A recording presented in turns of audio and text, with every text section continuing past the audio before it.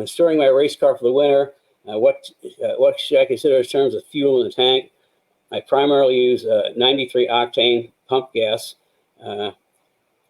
So I put a fuel additive in like Boostane or Torco or 101 octane race fuel. So I drain it, add another additive to protect it from ethanol. Here's my recommendation, and then that's going to lead right into some other things that we can talk about if you're going to put your car up for the winter. Make sure the tank is completely full with fuel stabilizer. You can get that in most parts stores. You want to put the fuel stabilizer in first, fill the tank up, and you can stick with the 93 octane because the stabilizer will keep it fresh. And then also be sure to run the car for a little bit so that the fuel stabilizer mixture in the gas gets into the whole system, whether it's a carburetor or fuel injection.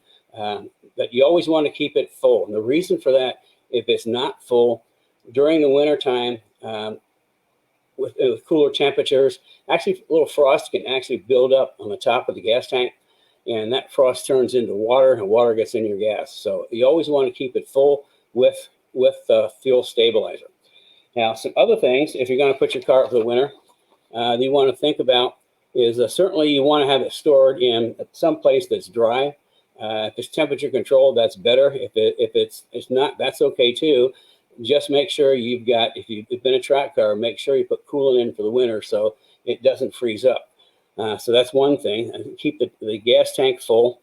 You always want, before you put the car up, give it a good wash and wax so that it's sort of like in the spring, it's not going to be such a mess.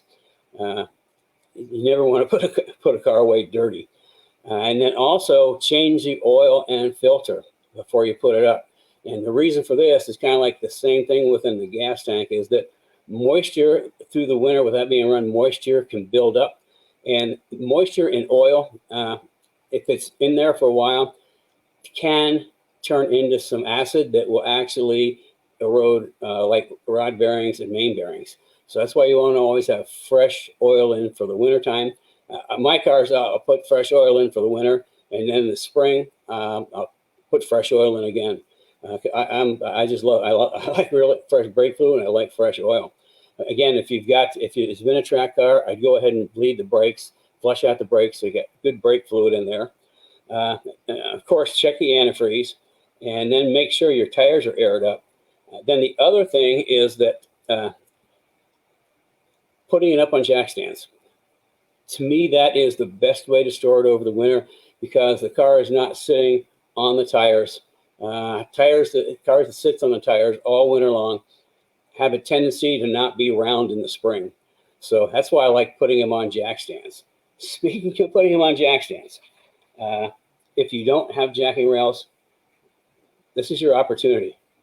I started putting jacking rails on Mustangs in '86, one of the Selene endurance cars, because we need to, like 24-hour race, you got to like jack them up, change tires, change brakes, and we'll put jacking rails down the side so we get one whole side of the car up at a time without having to really fuss and muss. But what we did is on the jacks, once we figured out where the jacking rail was on the jack, we put a piece of tape on top of the jack so we can push it into where the tape lined up with the edge and jack it up when you have to look. Just push it in and jack it up. Anyway, this is a jacking rail for, this actually covers a lot of cars. This is for the, and it's a long one. This is for the Fox S197 and Gen 1 Mustangs. So S197 Fox and Gen 1 all take the same jacking rail. And our jacking rails are silver zinc plated to resist rust. And also, jacking rails need to be welded in just simply because Ford doesn't bolt the cars together. They weld the cars together. And what we do is, scrape, we just need to do some few stitch welds along the pinch weld. And then after that, you want to go over them with some undercoat or something to protect it. So, what burns off doesn't rust. Another reason we use the plating versus powder coat. Two reasons we use the plating versus powder coat. First of all, when you weld it doesn't make noxious fumes like powder coat does.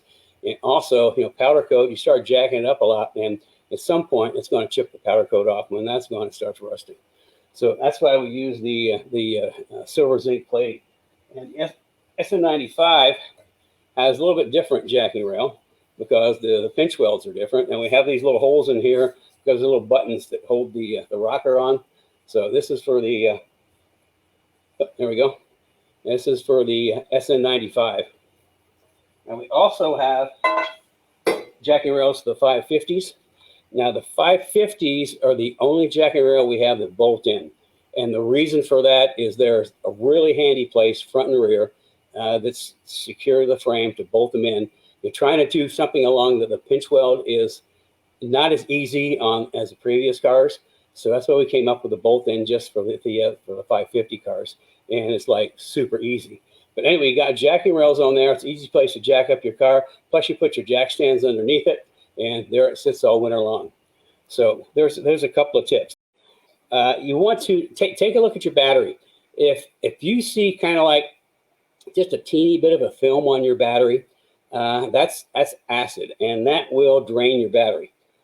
So what you need to do, you need to take a look at your cable, the cables, both the battery and the battery top itself. If you see a little bit of, just a little teeny bit of film on there, or if you've got a little bit of corrosion on your battery cables, just mix up some baking soda and water and pour it on top.